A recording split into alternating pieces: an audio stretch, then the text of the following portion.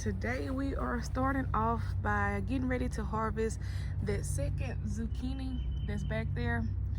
We'll go ahead and get that one. I have another zucchini in the other raised in-ground bed, and I'm starting to think that this one right here that I showed y'all is actually the Black Beauty, and the other one is a actual gray zucchini, because these look significantly different.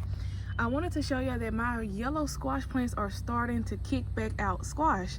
So I found this one this morning and I pollinated it, so hopefully it'll be a few days from now when we get to harvest it. This one has one right there that I believe I successfully pollinated, and then there's another one that hasn't opened up yet. And I also noticed that there's a smaller one coming on, so these are actually starting to finally kick out more female flowers where I can get more squash. I have these scalloped ones over here that I'm having a hard time getting to pollinate, and I don't know, these are a lot lit. They are not as forgiving as the white ones, where you kind of really have to be out here early to get these pollinated. So I'm also going to sit y'all up because I'm going to clip off some of these lighter colored leaves, and so that way these green ones can get more of that sun for the energy. And that's pretty much what we're going to do. I also need to try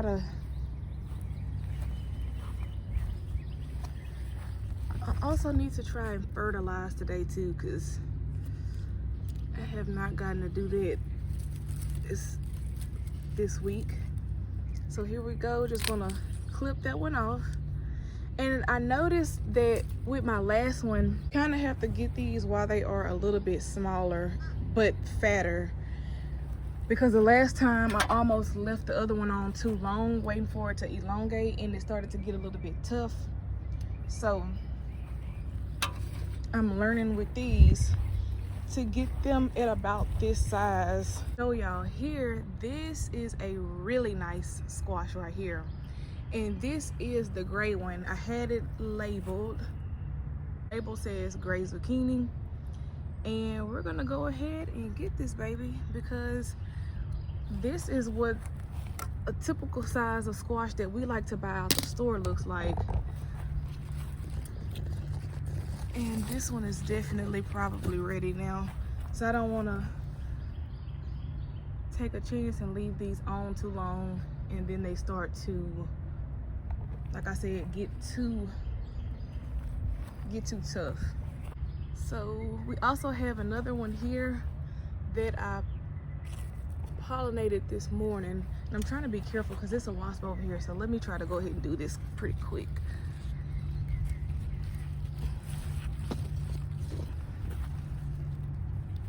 And I'm holding this camera. Let me set y'all up for this one so you can actually see it. All right, so this is about as best as I can get, y'all. Let me just try to get it before it rotates again.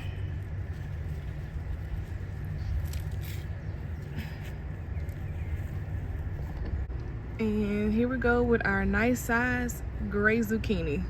And let's put them next to each other so we can compare. You can kind of see right here, this one looks a little bit kind of like that darker one, but I mean, this just looks totally different. So I do think those are two different varieties. And here are both of them sitting next to each other. All right, so we are here at Brittany's okra plant. This is her okra plant. She's getting ready to harvest this one, and this is her okra plant that she overwintered. And I think this is about her second. She clipped one before I got over here. This is her second, the second okra that's actually been produced off of that one. So y'all could even see the contrast in the difference of how both the size and the color of those. The actual gray zucchini got a lot longer, opposed to the black one kind of just stayed short and stout. But it you could definitely see the thickness, the difference in the thickness of the two. And y'all, these wasps are out hard. So I'm really trying to be careful out here. My Ace 55s are starting to turn, and I may end up pulling them early because I really do not want those birds getting to them before I get to them. And hopefully y'all can even see me pulling these, because I'm just trying to make sure I do not get stung.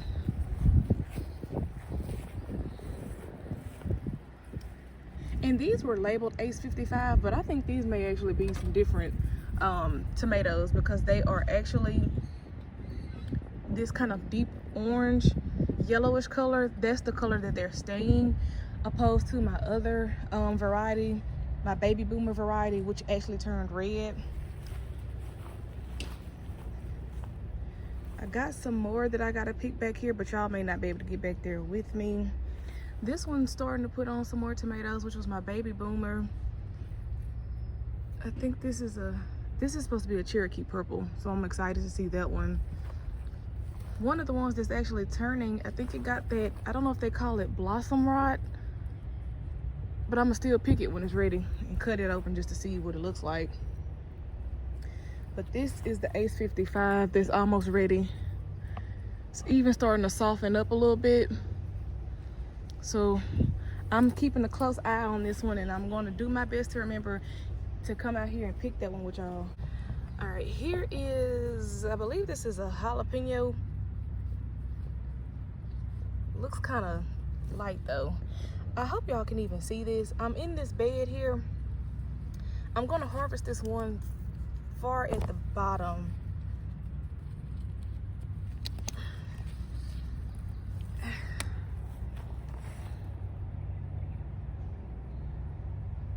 And Brittany had been making some kind of pickling these a little bit, and they taste really good. But she did these with some that she bought in the store. I think I'm gonna go ahead and get this one too. This one that's long right here, just because I don't want this plant to waste a lot of energy, because this is about the size we use these type of peppers anyways, and they may very well be ready. I hope that they are.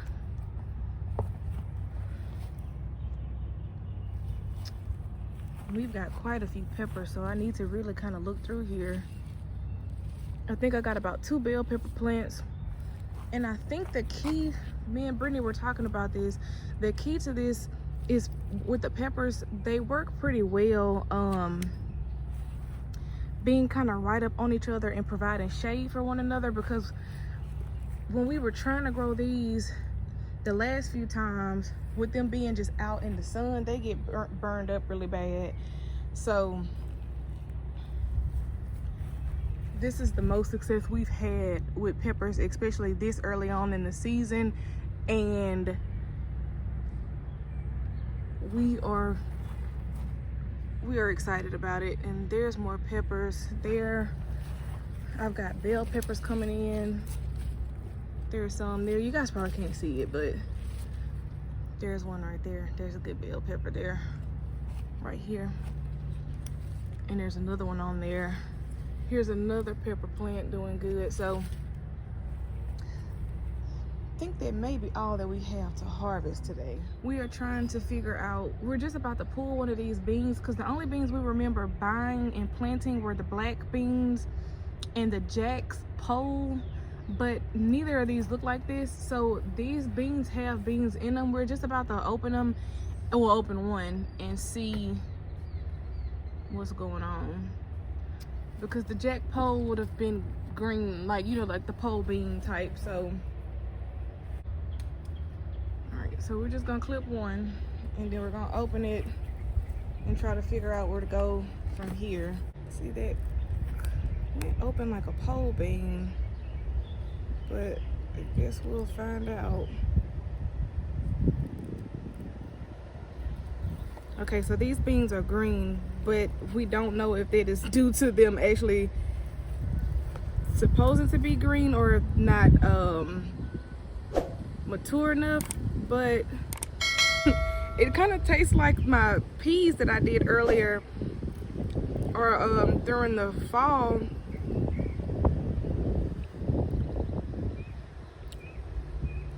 so I'm not sure. I don't know. I mean, this is green on the side, but it's doing this purplish thing. So if y'all know what kind of bean this is, and I think y'all got to see it, but let me show you again what the seed looks like, and then let us know if these are actually ready, because we really, at this point, we don't know. And if y'all say that they are ready, then I'll come back and harvest the rest of them that we have. This is what the beans look like, which they kind of still look immature, but just let us know, and we'll go. So here is today's harvest. I have my black beauty and gray zucchini. I have my tomatoes that we just picked together, a couple of those peppers, and then I only have one of the okra. I think the other one's already been taken inside. So this is what we're looking at for today. I'm going to go ahead, set you guys up. We're going to tie up some of those tomatoes. I'm gonna cut back some of those dead leaves on that squash, and then I'm gonna fertilize, but I may not record that just because I've recorded that a few times now. So that is what we are looking at for today.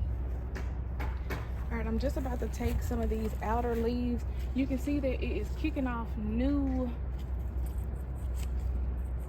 deeper green foliage, so I'm gonna just cut some of these back.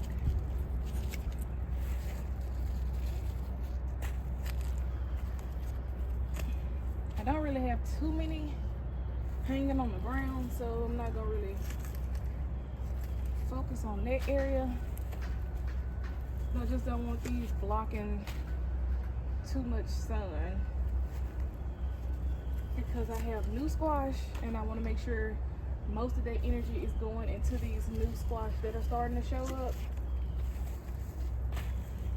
and to also make this more visible for me to see when new things that need to be pollinated show up, because y'all can see these are not the ones that are in the ground. So I have to come out here and actually hand pollinate these.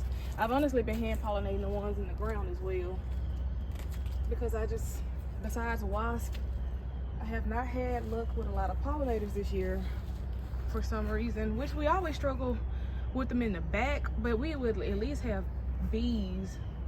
So that's cleaned up. I'm gonna go ahead and close this over, start some seeds with y'all, tie up some of those tomatoes, and then we are done for today. All right, so I already put soil in these cups. Just gonna start 2 more gray zucchini plants, 2 more yellow squash, and 2 more cushaw. And I'm gonna start more cushaw because that area that I planted them in, we're gonna have to build that up. So we're gonna have to buy more of those little planks to build it up so we can add more soil. And how I went in and like heavily amended my part, my side of the garden for this growing season, I'm gonna have to do that with that as well, because it's not looking, there's not enough nourishment over there. So right now I just have, that's gonna be kind of like an area for my watermelon and stuff like that to kind of sprawl until it's time to start planting in the fall garden. This was my yellow straight neck. I only have 1 yellow tag, so the rest of these I'm going to write on there what they are, so that way I can keep up with them.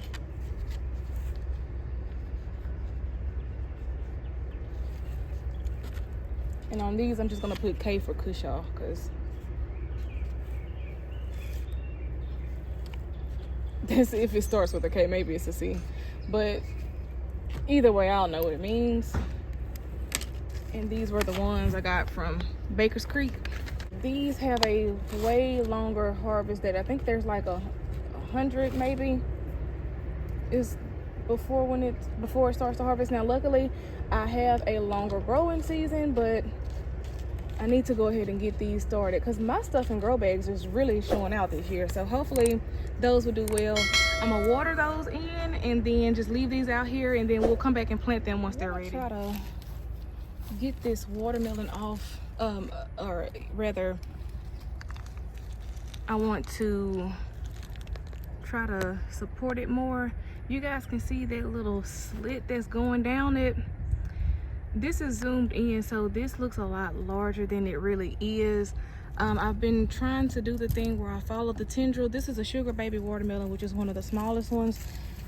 So it's not supposed to get too large, but I'm trying to protect it and also add some support to it. And I thought that that would be interesting to show y'all how I'm gonna go about it.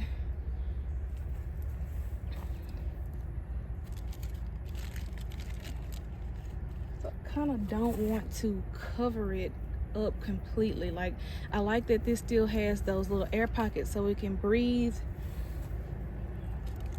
But I need to try and, I should have ripped this so I can use that to kind of tie. Let me go and get that. So we just came out here and measured this, and ours is about 4 inches in diameter right now. Online it says for the sugar baby variety that you want to try to get it between 7 to 12. So I know my body's kind of in the way here, but I'm just trying to go in and tie this around the trellis for support. And I'm only going to do it probably on this one side.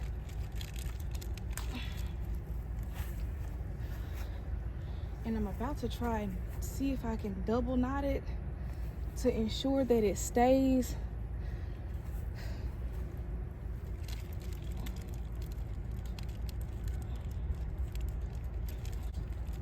I'm not sure if I can get that second knot.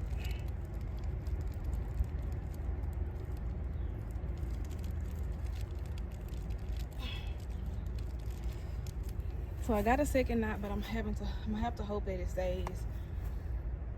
Now I'll come out here and check on this each day how I've been. So we'll see how that holds up. And then when it gets around 7 inches in diameter, I'll probably just go ahead and come out here and harvest it. All right, y'all, so we are on the last part. I'm about to try the trellis.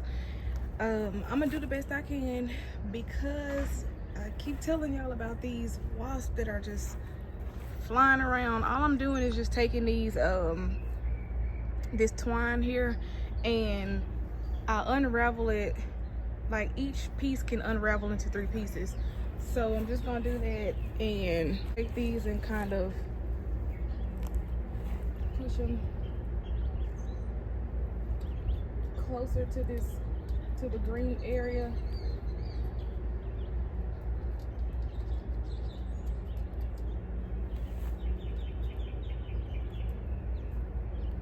But I'm gonna tie them loosely, enough to hold, but loose enough so that way I don't restrict the upward growth.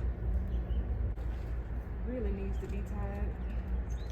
This one has such a thick stem to it.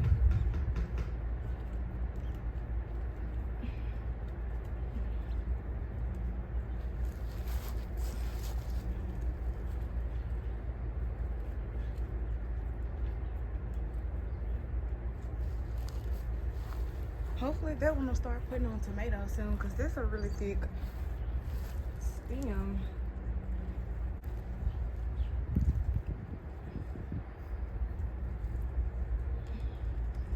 I'm gonna double do this one.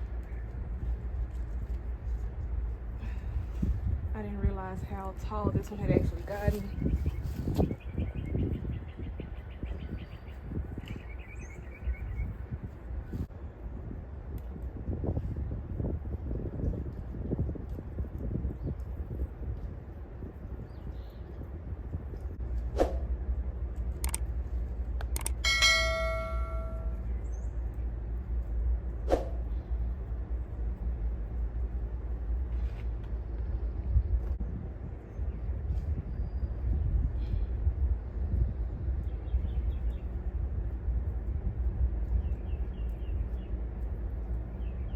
So all of those are done now, and that is pretty much going to be it for today's video.